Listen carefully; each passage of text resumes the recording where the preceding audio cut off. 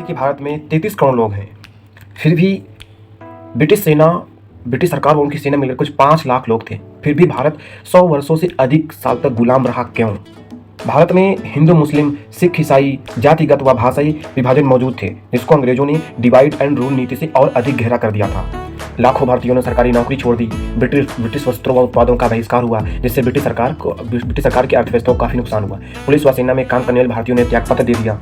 तो British viceroy Lord reading ने माना कि यह आंदोलन ब्रिटिश सरकार के अस्तित्व के लिए एक संकट बन गया है। ब्रिटिश प्रधानमंत्री रैमजे मैकडोनाल्ड ने कहा, गांधी जी के आंदोलन ने हमारी पूरी प्रशासनिक व्यवस्था को अस्थिर कर दिया है। यार, हम बात करते हैं, आज है 30 जनवरी और 30 जनवरी को होता है शहीद दिवस। आप लोग जानते हैं कि 30 जनवरी सन 1948 को नाथूराम गोडसे ने गांधी जी की गोली मार करके हत्या कर दी थी। तब से इस दिवस को शहीद दिवस के नाम से जाना जाता है। आज हम इस वीडियो में कुछ ऐसी बातें करेंगे जो बातें ज़्यादा प्रचलित नहीं होती हैं, जो बातें ज़्यादा लोगों को मालूम नहीं होती हैं, और ये दिवस इसीलिए होते हैं क्योंकि इनके बारे में कुछ पढ़ सकें, जान सकें और अपने इतिहास के बारे में जान सकें, कुछ सीख सकें उनसे और आगे बढ़ सकें। अन्यथा आप लोग सिर्फ व्हाट्सएप, स्टेटस और इंस्टाग्राम में ऐसी चीज़ों को डालते रहेंगे, कोई मतलब नहीं है, कोई चीज़ सुधारने वाली नहीं है। ठीक है, तो आज इस वीडियो में कुछ ऐसी बातें करेंगे जो बातें ज़्यादा प्रचलित नहीं है, लेकिन वो बातें बहुत ही इंपॉर्टेंट है, बहुत ही महत्वपूर्ण है। तो भारतीय स्वतंत्रता संग्राम में अगर कोई ऐसा व्यक्ति था जिसे मैं सर्वाधिक सम्मान देता था, तो वो महात्मा गांधी थे।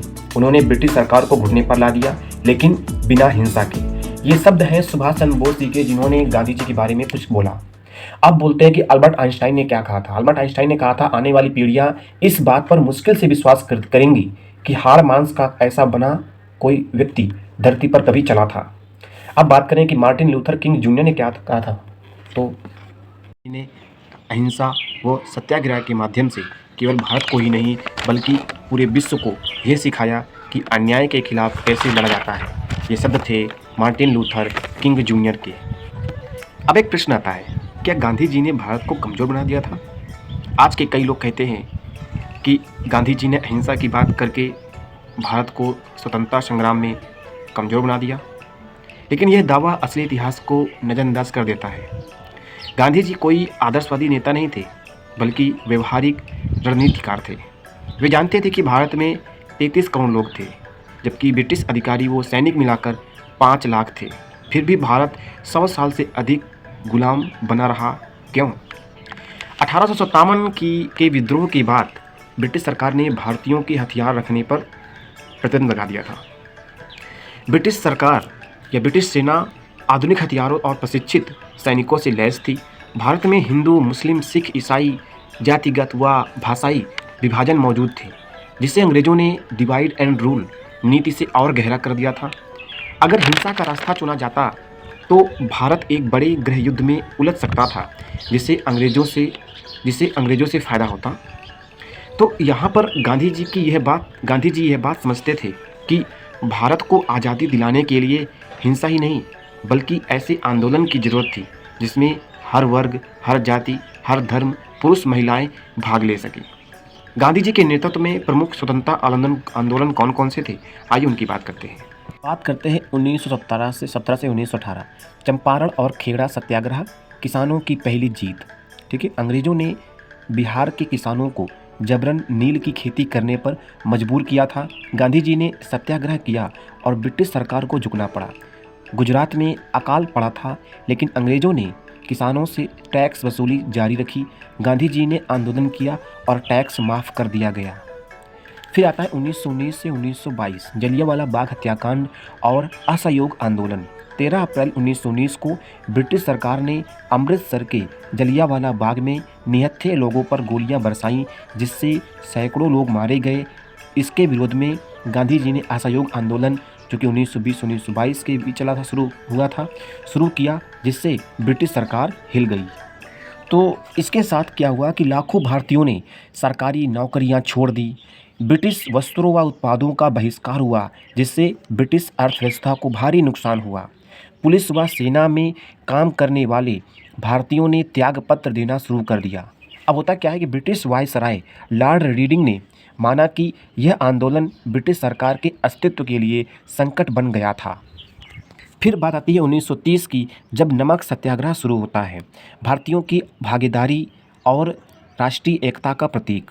होता क्या है कि ब्रिटिश सरकार ने नमक पर कर लगाया जिसने गरीबों को भारी नुकसान हुआ।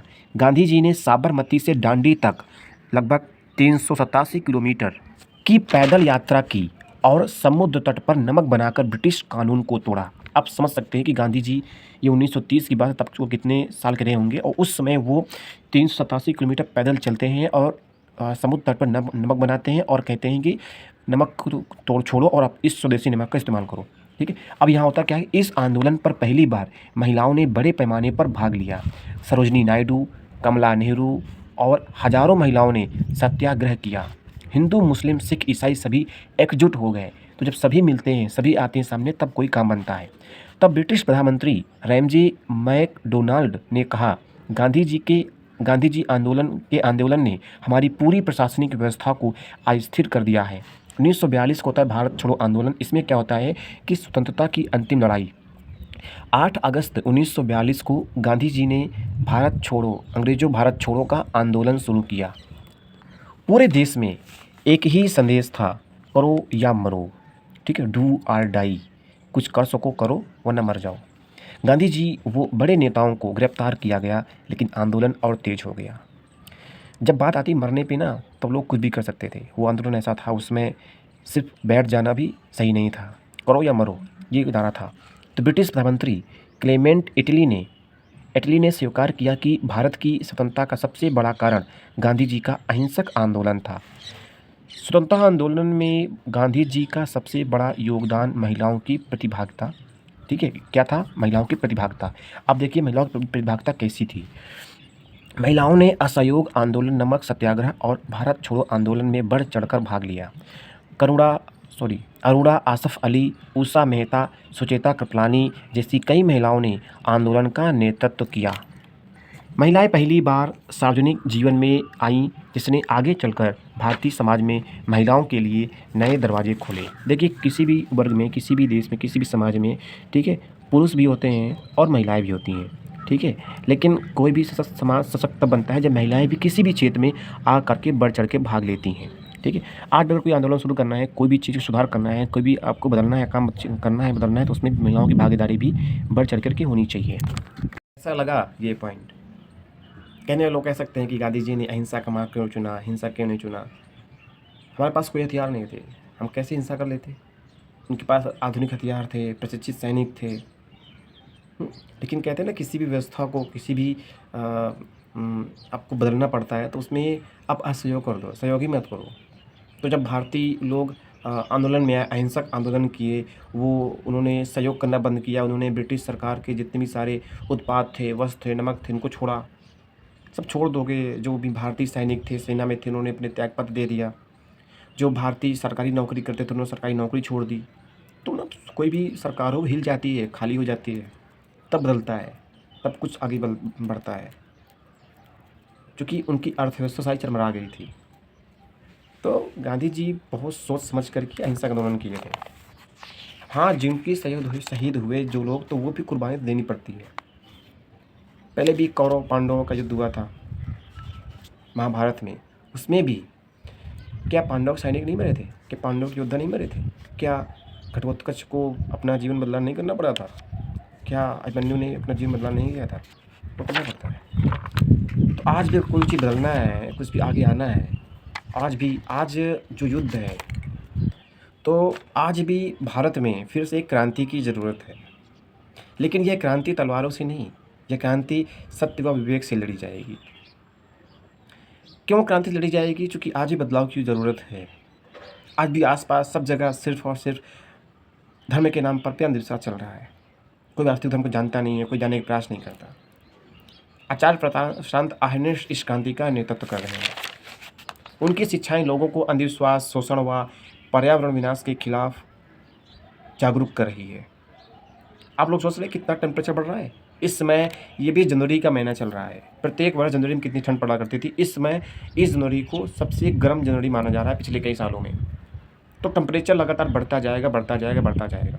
और अनुमान है कि वर्ष 2100 आने तक पृथ्वी का टेम्परेचर लगभग 2 डिग्री अधिक बढ़ चुका होगा, और वो औसतन होगा। उस समय विनाश होंगे। तो पृथ्वी समाप्त होने वाली है। अगर आदमी नहीं सुधरेगा तो समाप्त होने वाली है।